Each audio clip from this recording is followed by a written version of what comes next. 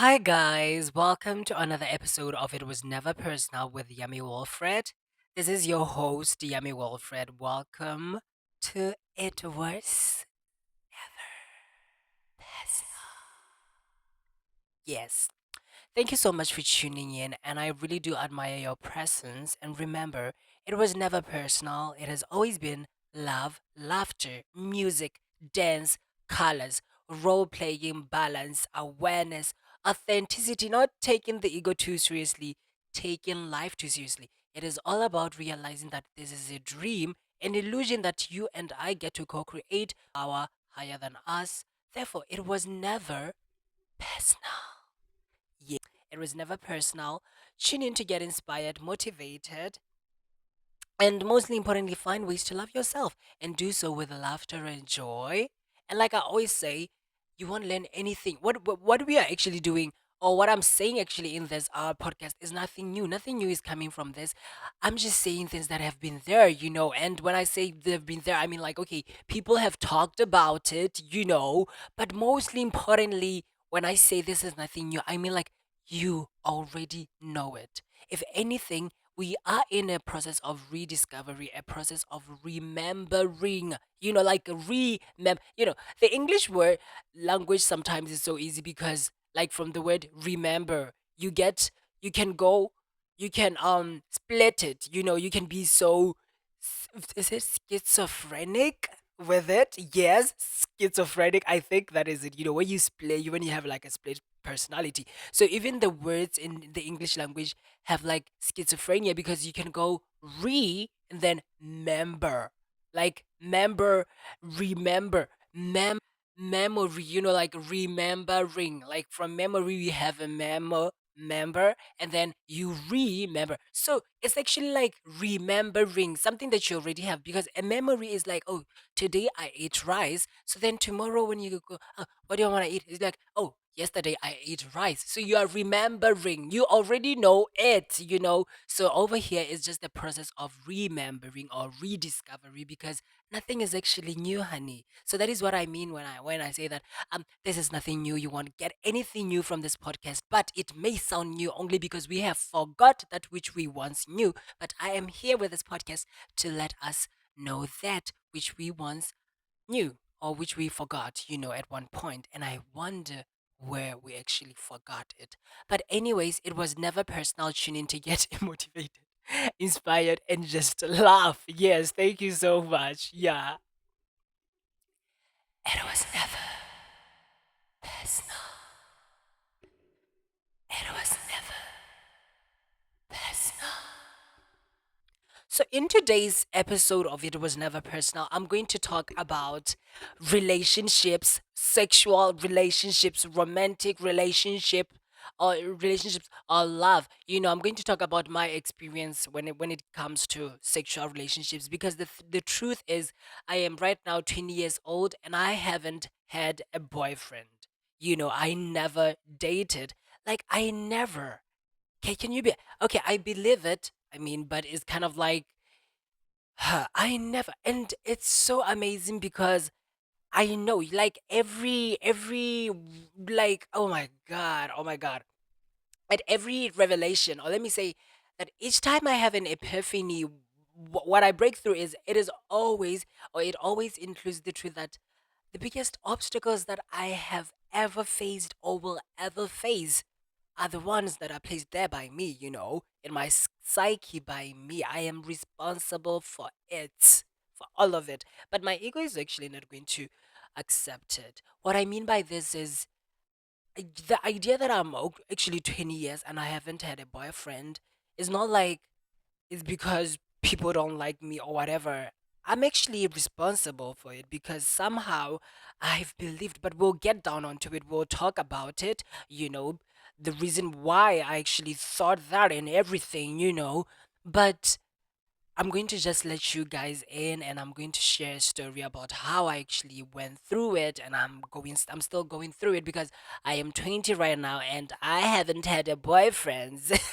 Should I make this? I think I should make this the title of the podcast, because I am 20 and I haven't had a boyfriend. Oh my god. But anyways, it was never personal. It was never personal. So this is the thing. So don't feel bad, because even though I'm 20 and I haven't had a boyfriend, doesn't mean that I haven't had my kais with boys, you know? I mean, she can be a slut when she wants to be a slut, you know?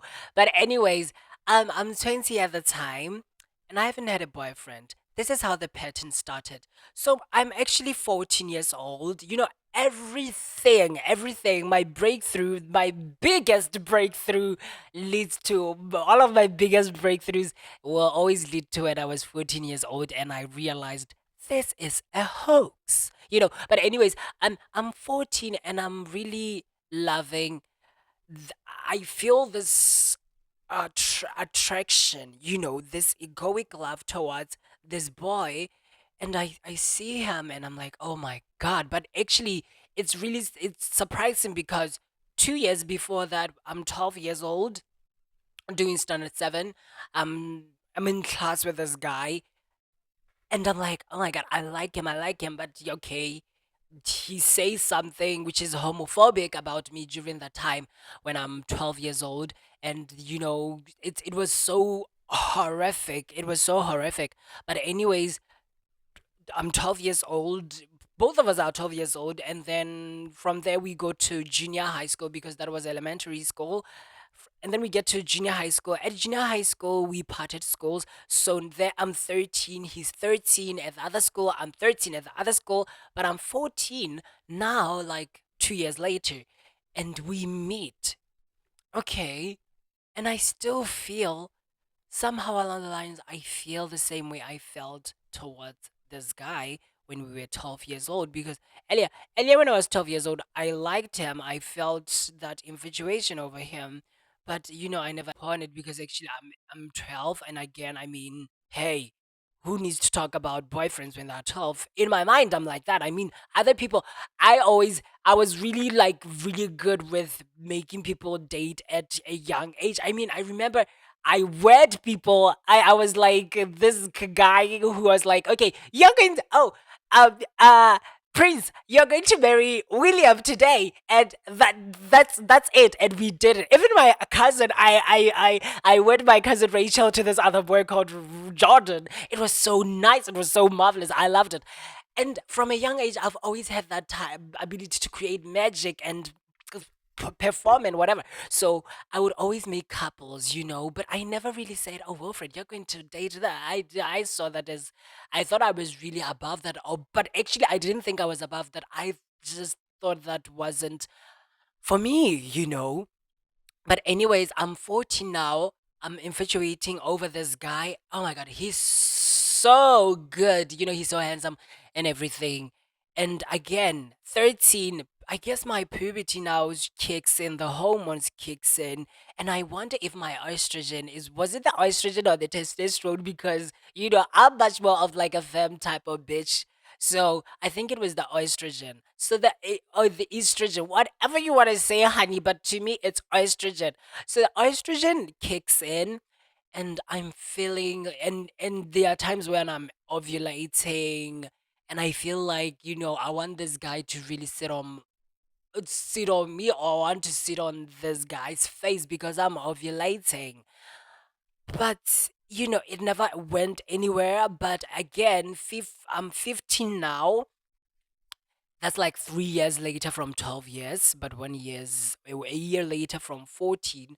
Now I get to really interact with this guy. You know, the universe is very, very, very, life is so perfect. It's so amazing. It's so weird. It's like, oh my god, it makes sense. It makes perfect sense. So I interact with this guy, 15, whatever. Yeah, it was so nice, you know. And I I ran through like I think I would have to say I ran through 2 years or 3 years actually, saying, oh, I love him. We had times, if anything, to me, and I believe that he also believes that to him, we actually dated. We were actually like, oh, yes, even though we never kissed or whatever, but we really had that type of thing. I mean, again, it could be all in my head, but I never got anywhere because, like I said on the last podcast, the one of my last podcasts, I was like, because I was never really vulnerable, or because I've been scared to be vulnerable, I was never really able to actually attract, people who are vulnerable. I attracted people who are emotionally available, unavailable. And this guy, he was so sweet, so charismatic, so sweet. He could do anything for me, but he was not willing, and he was not going to do it. He was never willing to open up his heart, his emotions to me. It was like, no, that is a no-go zone. That, like, doesn't, no entry. You don't go there. We don't go there. I'm not going to give it to you, Wilfred, and you know it. And I felt it, and it was hurting because I'm like, Why are you doing this? I'm giving you love. I'm loving you. I'm saying that I love you, and I'm giving you these gifts, and you're giving me back these gifts. You're saying that you love me, but now, just to, like, can we go a step further? Like, we took 1, 2, 3, 4, 5, 6, 7, 8, 9 steps. We are just left with one step to make this official. Why can't you just hop on to the next thing and just say, yeah, it's 10/10. We are one thing now. But he couldn't do it, not only because of whatever he had, but because I also, on my part, was not willing to jump over the line and say, oh, it's 10/10, we are one, we love each other, let's be boyfriends or whatever. Like, it was just, it couldn't happen. And therefore I left him. Back then I didn't even know these things. I'm saying, I'm 15 years old. Back then I didn't know these things. But I leave him, and I'm obviously blaming him. I'm like, oh, fuck you. You know what? It's all on you. You think that you're the only boy in the world. Boy, bye. You don't even look like Mona Lisa. Like, what the fuck? Ugh. Anyways, I leave this guy, and I find this other guy. Oh my god, Hassan has to be the best guy ever. So Hassan is, oh my god, I'm 15 years old, and I'm going through is it my, yeah, my mid-teen midlife crisis. Like I'm telling you, all my breakthrough in lives lead back to when I was 14 years old. So I'm 15, and I'm going through this period in my life where I feel so mad, so angry, and I'm so sad. And we are at a picnic. My aunt, my mommy, she takes me to her work, and we're going to the picnic over to this other lake or bridge, whatever. I don't know what they call it. But we get there, it's like a picnic thing, and this other guy, he just appeared there. And I've always had an eye for boys who are light skinned, and by that time I like Indians, and he's kind of like, he's a Somalian guy, and he's so, he's like, ooh. He's giving that, ooh, ooh, So I love her son. And by that time I'm walking over to get food, and I have to hop over this this rock, and he literally gives me his hand to help me up, and I'm like, oh my god, ew. And by that time I'm trying to really avoid everyone, but he's actually like, no, okay, I see that you're avoiding everyone, but I want to be with you. So Hassan is actually following me, and I'm trying to take walks. Hassan is after me, and we take pictures. He's like, can we take pictures? And I've taken his pictures and whatever. I'm feeling miserable at this time. I don't want to sit with people, but this guy is just after me. Okay, the picnic ends, and after that, oh my god, am I actually telling the life of whatever with Hassan? I'm just going to cut it because we have to talk about the relationships with everything. But anyways, after that, we talk, and it was nice. So we are taking step one, step two, step three, four, five, six, seven, eight, nine, and with him we took like step to 9.5. I remember when he bought me this other chocolates after we met for like after 3 or 4 months, and he bought me this chocolates, and he wrote actually Hassan is like if I'm 20, Hassan has to be 21, but actually if I'm doing form 5, Hassan is doing form 4. It's crazy. But anyways, so Hassan, in some ways, he comes to my house. He's like, okay, yeah, I want us to take a walk. Hassan, it's like 9 p.m. I have to be home. But anyways, my mommy's is so sweet to allow me to go out.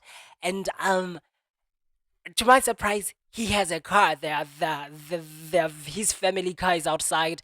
He gets in. I'm expecting his dad or brother, but it's like, Hassan, were you driving? You don't even have a license. I mean, at this point, Hassan is like 16 years old. I know he doesn't have a license, but he's telling me how he always go to Francistown with a car, and I'm like, oh my god! And we are riding through the night, and it was so nice. Yeah, and with this said, let me tell you something. The only guy who I would say we actually dated, quote and unquote dated, is Hassan, because he was able to say, oh, actually, I like you. I want to be with you. He actually took me on a date. We went to Milky Lane. We ate, we had those night walks. I mean, he drove me in his car late at night. He bought me chocolates. We ate, we hugged, but we never kissed. Yes, so I never had a boyfriend because I never kissed. But anyways, Hassan would do all those things to show me that actually I'm ready for us to step forward. But he wasn't really ready. Like I'm saying, I'm also I'm so emotionally unavailable. Hassan is also emotionally unavailable. So when we have to cross that line because we have taken the steps, and with Hassan is like 9.5 steps, so we are left with zero point 0.5 steps to actually make it whole. It's like, I cannot do that. Hassan is like, I cannot do that. He starts talking about how he's into girls and whatever, but he was not mean. He was not saying, I don't know, but he was just giving me that kind of sense of like, I don't want to be seen with you, but then I like you. But oh my god, it was so dizzy. And I didn't have time for that. So I'm in my dramatic mode, and I'm going, "Oh my god, listen, you are not Mona Lisa. Bye." So I'm going, and now I'm 16 years old. Oh, actually now I'm 17. Hassan calls me and tells me of how much he loves me, and he's ready for us to go, and he likes boys, and he wants to date me. And I'm sleeping by this time. It's actually like, I think it was 7 p.m. I'm about to sleep. Hassan is telling me that. I'm like, okay, I know you're lying. I'm like, you're lying. I'm literally pushing him away. But I'm just like, you're lying, fuck off. I didn't say fuck off. I mean, I'm too sweet to say that. But I'm like, okay, yeah. I'm like, no, you're not telling the truth. Things like that. And that was the last conversation we had. After that, he never called. I never called. Bye. So after that, now I'm searching for number 3, because the first one failed, Hassan failed. Now I move on to number 3. And number 3 happens to be number 1 again. I go back to number 1. Going back to number 1 now, I see that, oh my god, this is really fucked up, because why do I end up with this guy that I know we can never go anywhere? But during that time, and it was not long, because I'm coming back, and I'm so like it took like maybe 6 months, and it was like, yeah, okay, we are never gonna do it, and I actually like erased him. And then the fourth guy comes, so there's another fourth guy, still the same pattern. Fifth guy, still the same person, and there was the sixth guy who saved my life. That is what I called him. He was my life savior, because when he came, I was a damsel in distress, and he came to save me. He was my knight in shiny armor, and I loved this guy. But honey, let me tell you something. Apart from Hassan, all of these guys were straight as a rule. Yes, they were straight as a rule. Like, they were so straight, honey. You could tell that. Oh, actually, I mean, I don't believe that they were actually necessarily straight, but they identified as straight. So if somebody tells you I like girls, you have to say, oh, then it's like, oh, you are straight. So then I'm like, what the fuck? I realized the pattern that actually I'm going from one straight guy to another straight guy to another straight guy to another straight guy, and I only had one gay guy who I actually chased after. And I had to really detach and go and sit down and go, what is happening, Wilfred? What are you doing? What is the question that I'm not asking over here? I'm 17 at this point, you know, and that was really stopped going from one guy to the next guy to the next guy to the next guy. But at this point, um, I'm now like, okay, it's done with the straight guys, and I'm trying to really find the gay guys. Wow. To my to my to my realization, the same sequence happened. I will move on from one gay guy to I don't know how to say next. Okay, to the next. Yeah. I'll move from one gay guy to the next, to the next, to the next. And all these gay guys had the same quality, the same characteristics as the straight guys, which was they were emotionally unavailable. They were emotionally unavailable, meaning that we will do all the steps. We'll take step one, number two, number three, meaning that we will do everything that, we'll be like, oh, we are friends. From friends, we are going on dates, or not dates like this is a date, but we'll be doing those things like, like everything, we'll be touching, whatever. But when it comes to the final route of let's date, it's either I run, or actually I don't have to run. I stay, and then they're like, but I'm not willing to go there. I'm not willing to go there. And it's like, but I mean, you're gay, right? And I'm gay. And it's like, so what's the problem? I thought because those were straight guys, so it's fine. It's because those were straight guys, but you are a gay boy. Why don't you love me like I love you? You know? But then I'm like, oh my God, now I see it. I'm used to being the chaser. Not only am I used to being the chaser, I'm also addicted to people who are emotionally unavailable. I'm saying this part so slow because I want you to really let it sit in. It's very important. I was addicted to being a chaser because I was addicted to people who are emotionally unavailable. Why was I such? I was addicted to people who are emotionally unavailable because guess what? I myself, I was emotionally unavailable. And by that, I mean I was scared. I was so scared, honey. I was scared.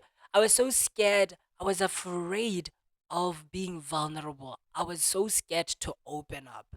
And because I was scared to open up, that is my state of consciousness. That is how I am inside. That is how I perceive everything. And everything that I touch, every situation that I enter, I am unavailable emotionally. I'm not able to open up. I'm not vulnerable.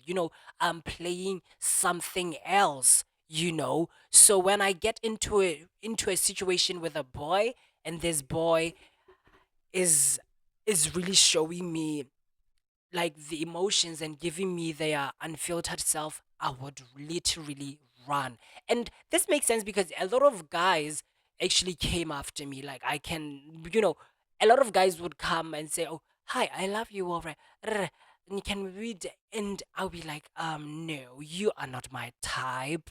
You are not my type. And usually saying you're not my type, usually we think, oh, it has to do with looks and physique and what. No, no, no. To me, it was, you are not my type because you are not emotionally unavailable. My types are those who are emotionally unavailable. Why? Because that is who I am. And with this said, we always meet people who vibrate on the same frequency as us. You attract people who are just like you. So the reason, or the fact that I was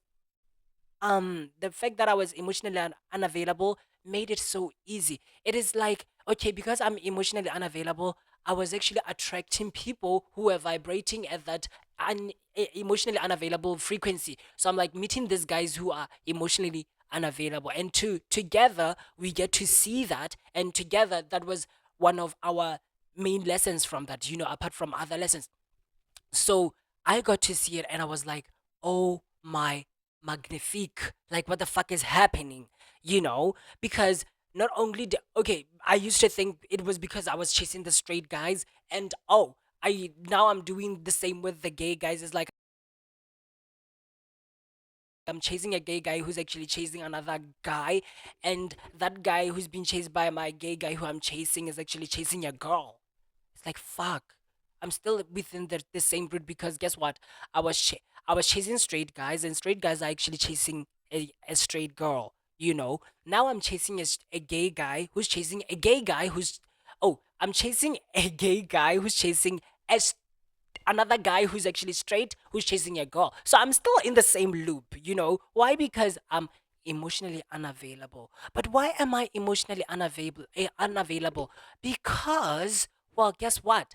To my psyche, I have imprinted this belief system that I am not deserving of love. I am not acceptable. I cannot be like I cannot be myself because, honey, you cannot be that. That's not that, like, being yourself is something which is not really acceptable. It's immoral. Don't show yourself. You don't want to be the point of attention. And all through my life, not all through my life, but during the until I was 17, yeah, until I was 17, I used to use any means possible to redirect attention from myself, because when I get into any space, any situation, you know, I have this charisma. I have this way in which people would always look at me with, and oh, you are the Wilfred. Oh, okay.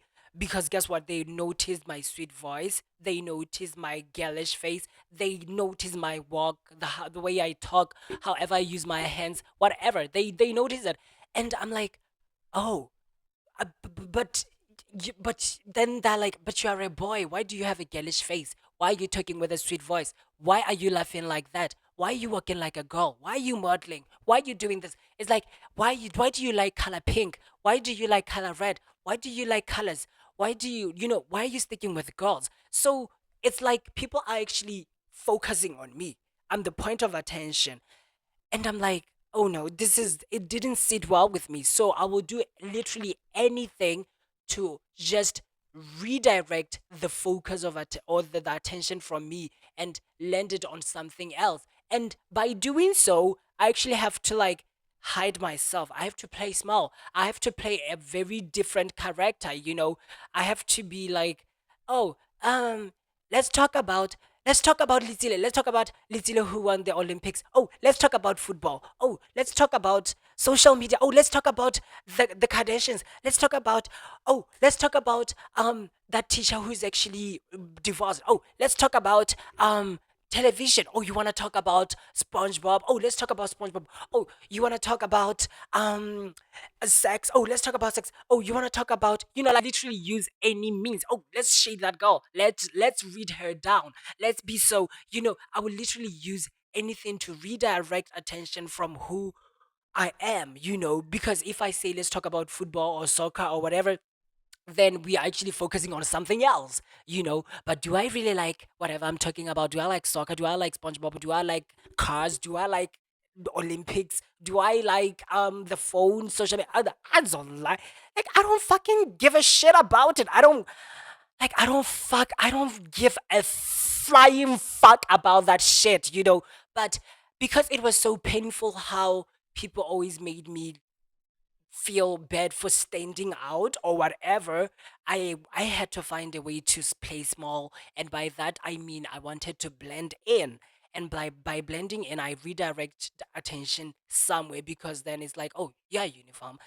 Okay, let's talk about that. So now, with that said, I said all of those things so that you know that the reason why I felt I was undeserving of love was because I was not accepted for who I was at a young, at an early age.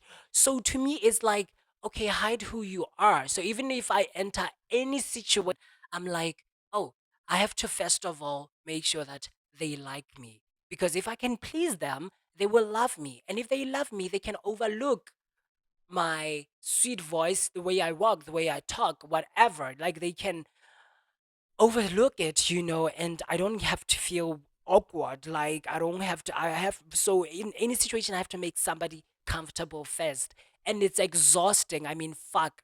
At 17, I started working on it, and right now I don't give a shit. Like fuck you, honey. I wasn't born to really blend in a blender. Like fuck off with all your smoothies, honey. I'm made to stand the fuck out. Okay? Yeah.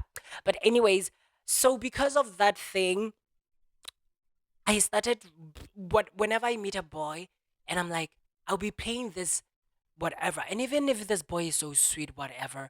But when it comes to actually now becoming myself, being vulnerable, being emotionally naked, I'm scared because it all rings back to when I was like 4 years old and one of my cousins was like, "Oh, you gay." Or my sister said, "Oh, you gay." Or someone in the neighborhood said, "Oh, you gay." And no, not saying you're gay in a, "Oh, you are gay and you slaying," but you are gay and you're going to hell kind of way. And I was crying and it all went back to that feeling. And because I was always reminded of that feeling whenever I'm trying to be um emotionally available to a person, it made it hard for me to actually have boyfriends. So like I said, I am 20 and still I don't have a boyfriend. Only because guess what? I was never I was never emotionally available. Why? Because I thought of myself. I had identified myself as a little boy who is unworthy of love, undeserving, and who is not enough. Yes, that's the word. I identified as a little boy who is unworthy and not enough to be loved. So because I was not enough to be loved, I had to actually do something before I can say, "Oh, now you are lovable." I had to excel academically. I had to be the favorite student. I had to be the favorite child. I had to be the favorite whatever. I had to do things much more than people would do. I had to be a perfectionist. But that is so exhausting, So even when I meet this other guy, these guys, I'm actually giving them the best things. Like I'm giving them. But then when it's time to actually show that I'm human, that I have my flaws, that I'm just like I can bleed. I'm like, I cannot show you that. I cannot be vulnerable with you. And even with them, they're like, oh, because I expect them to do that, and they're like, I cannot do that to you. I cannot bleed. I cannot show you my flaws. I cannot, It's like I cannot do that, you know. And it always leads back to some parts of this because right now I'm on a 12-step program questionnaire, and some moments are taking me back to when I was young and my parents had, I stayed with my mom and my mom had this men who were so, oh my god, who is so, I don't know the word, but who is so, yeah, who is so ignorant, who is so unconscious, who is so hurt, who is so pained. Yeah, now it goes back to let's be compassionate towards everyone because these men were so abusive. Yes, I mean, I remember them, and it's so heavy because it affected me in some ways because that is what I was observing, that is what I thought of as a relationship and whatever. But yeah, we can skip that. That's for another day. But what I want to say is, it was until like right now, I'm on the process of actually breaking down my belief systems about me as a little boy who's not enough to be loved.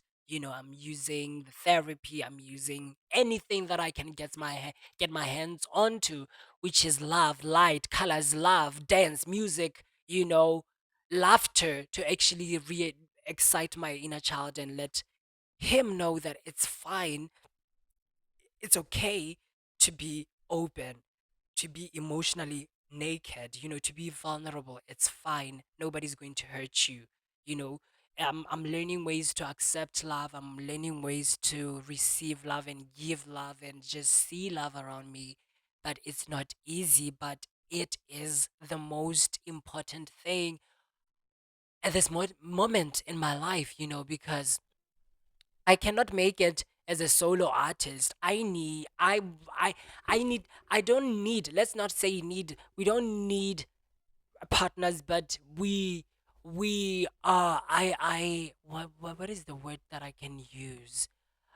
Um, mm, Life is much more joyful when you share it, because one of the principal purposes we came here for is to, first of all, awaken to the fact that this is a hoax, this is an illusion, this is a play, you know. Number two, to give love and to receive love. And therefore, I have to give love to someone, and someone has to give me back that love. So I'm not actually searching for anybody who's special. There's no special being, there's no, oh yeah, that's their soulmates. No, no, no, no. No, because I met 6 to 7 boys, and those boys were straight and they had the same thing, and I met 6 to 17 or 14 gay guys, and all of them had the same thing. So I'm actually, there's only one of us here, honey. There's no one who's special. The illusion, the hoax is that there is actually someone special out there for us. There's your soulmate there. And then we want to go off and say, oh, we are searching for the right one. We are searching for the perfect one. That's an illusion, honey. No, no, no, no, no. Don't fall through. Don't fall onto that. And again, it's very interesting because as I sit here and I look back to those guys who were so sweet, so gorgeous, so so funny, so welcoming, but never really emotionally available. They were just like me, they were just like me. And right now I look to them with, I love you. Thank you so much. Thank you for being the best friend I have. Thank you for showing me that, oh, it's fine for a straight guy to be friends with a gay guy. It's fine for gay guys to love each other, to be friends. Thank you for showing me that. And it's fine. Right now, I look at them with compassion. I don't really go off singing Olivia Rodrigo's "You Betrayed Me." I don't sing driver's license to them. Rather, I go dance. I sing YMCA. I sing San Francisco. I sing Le Freak, C'est Chic. Oh, I sing those dance musics whenever I think of them, because I remember that it was all for the growth of me and of them. And it's so nice, it's so relieving. And whenever I think of it again, I go back and I go, wow, you know we actually create these things. Because the thing is that, because my ego, or because I had that identity of myself as a little child who is not enough to be loved, and that this is the thing, it applies to everything right now. Because when I had that identity, when I was unconscious of that identity of myself as a little child who is unworthy of love, who is not loved, who is undeserving of love, who is not enough to be loved, what happened was that in each and every situation, in each and every moment, in each and every interaction, I look for those moments, for those perspectives, for those insights, for those levels, for those frequencies, for those words which will validate my sense of identity, my victimhoodness, which says you are not enough to be loved. So when I enter a situation, I'm going, oh, did you hear what they said? You see, they don't love me. Oh, see what he did? He doesn't love me. So in some way, I was like, now, because I mean, like I've said, I went from one boy number 1, 2, 3, 4, 5, 6, 7. By that time, I already knew that this is a person, this is a person, this is a person.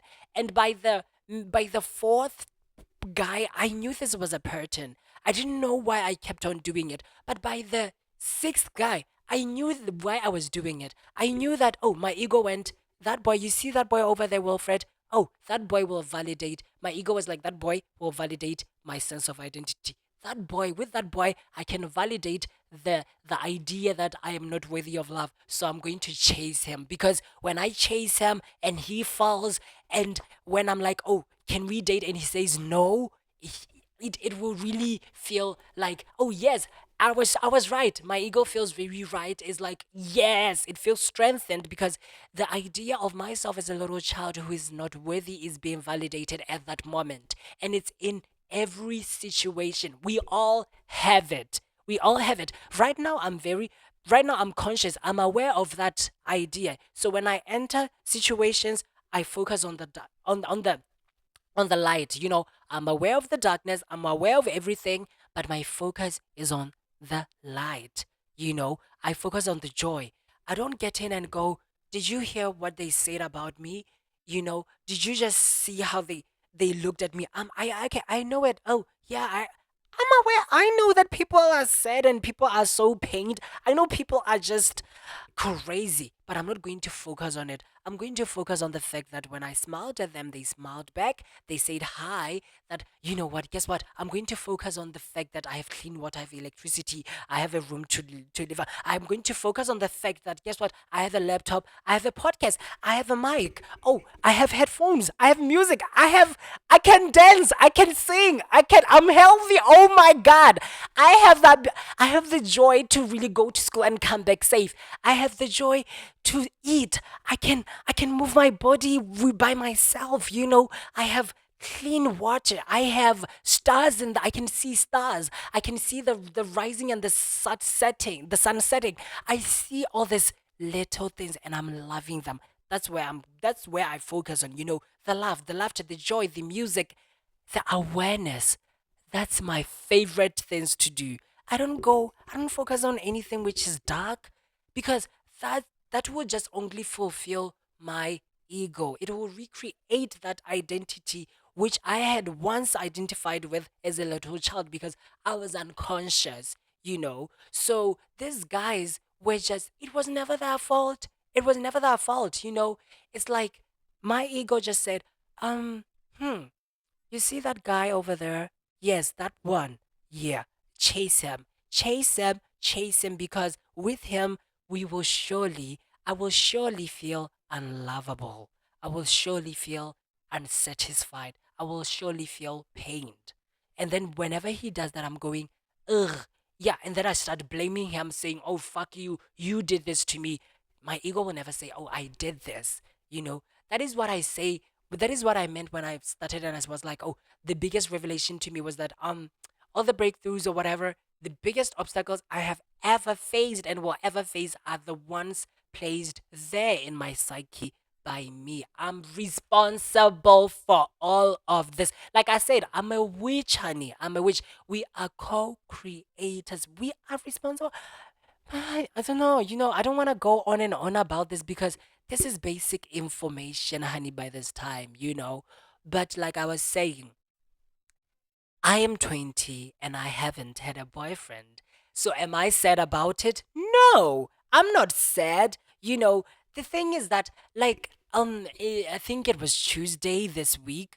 One of my friends I discovered that one of my friends is actually having a boy over, they're kicking, and my ego felt jealous. And then I sat with myself and I went, Wilfred, I'm like talking to my inner child. I'm like, Yummy, Yummy, wait, whoa, no, Yummy, wait, wait. I can feel, I can see that you want to focus on something else. You want to make it all personal. You want to take it personal. You want to feel like you are unlovable, but it's not that. And I was like, Wilfred, you know the truth. Do you really want a boyfriend? No. Do you need it? Do you need him? No. Why? Then why are you negative? Why are you anxious? Why are you trembling? Why are you not laughing? Why are you not joyful for your friends? Why are you not feeling happy? And it made sense. There was no need for me to go sulking, because by that time my ego was very in the drive seat. It really, like I said, in every situation, my identity as a little child who is unlovable will always be there, seeking validation, seeking authentication, you know. And by that time, I went, no, Wilfred, no, no, no, don't go there, Yami. Don't go there. It's fine. It's fine. Come back. It's fine. Okay? You are fine. You know that you don't need. Do you need a boyfriend? You know you're still working on yourself. You know that you still have the love. You know it's okay. Have fun. Laugh at it. And just like that, I was fine. You know? So do I need a boyfriend? Not at this time. I'm fine. I'm still working on myself, you know. And I have been on this 12-step program which is actually going good, and I'm really reliving each and every day, one day at a time, you know. And oh my god, you know, oosh. You know, the greatest lesson that I've learned this week had to be, Wilfred, you are so blessed, you're so fortunate, you are the anointed child, because you have, like, Wilfred, look back, and I feel very pained saying this. I feel emotional, not pained in as in like I wanna die, but as in I wish everybody could feel like this. Because looking back and I go, oh my god, like if I look back and I go, those years, they were so hard, but I learnt things which I would have never learnt at school. I have the tools which, oh my god, I feel so anointed. You know, this month of August has been, when have I ever been stressed? Never. Never. And school is going so perfectly well. Like, oh my god. And I'm just so above the bullshit, the ignorance that people have. I'm so above the negativity that my mind can pour onto myself and people can pour onto like, I am so above that shit. Earlier on, I was checking my results for the chemistry quiz that we wrote, and you know, immediately when I was going to click on the quiz, I could feel my chest going. I could feel anxiety inside. And I was like, Wilfred, Wilfred, Yummy, come back. Don't do that. You don't have to. You don't. I mean, it is not personal. Why are you scared? You're just here. You are experiencing life as a student. You are not a student. You're not a student. This paper, this quiz has nothing to do with who you are. Don't take it personal. I was like that. So I was like, there's no need for you to be negative. Don't feel fearful. You know what fear does. You know what stress does. You don't have to do that. Don't insinuate shit. And I was like, oh, okay, huh. And I clicked on the paper, on the thing, and I passed like a motherfucking freak. I am. You know, I'm a fucking witch. And oh my god, why? Why? You know, and I've been smiling all 4 weeks. You know, the past 4 weeks, I've been smiling, I've been dancing. I love it. You know, I feel so fortunate. And with this said, I'm working on myself. I pray, I meditate, I exercise, I laugh, I dance, I sing. You know, I protect myself from from this negative, from the ignorant people who I fear the most. You know, and with this said, I'm like, honey, why should I complain and go, oh, I'm 20 and I don't have a boyfriend? He will come, you know. Actually, I believe he's waiting for me over there. We are actually waiting for each other. We'll find each other and we'll go, oh, yeah, we were, ooh, okay, honey. Now we can give each other love, you know. We can give each other love. And when I say love, I'm not talking about the romantic whatever that you guys think. You know, I'm not talking about whatever that you think, because usually the love that people talk about is people just pouring over their traumas that they got from childhood onto each other, where you go and you blame someone. It's like, ah, I don't have time for that, you know. So I'm right now I'm just breaking down my belief system, and I'm learning to love myself. Actually, I love myself. I have the self which I'm so grateful for. I don't know what I could have done without Eckhart, Ellen Watts, you know, Krishnamurti, you know, like Dr. Shifali, RuPaul, Oprah, Gary Zukov, Marianne Williamson. I mean, Bruce Limpton. This heroes who I worship so much because they have helped me really navigate this life. And I'm just here saying, guys, there are ways that you can like look at this way because it is not personal. It's not, and I have this 12-step program questionnaire that I'm answering, and I'm like, thank you so much, Russell Brand. I'm a I'm loving it. So thank you so much for tuning in. And like I said, it was never personal. One day, one time, and some time, in this present moment, I will tell you, I am this and this, and I have a boyfriend. You know. Thank you so much for tuning in. And remember, it was never personal. Love.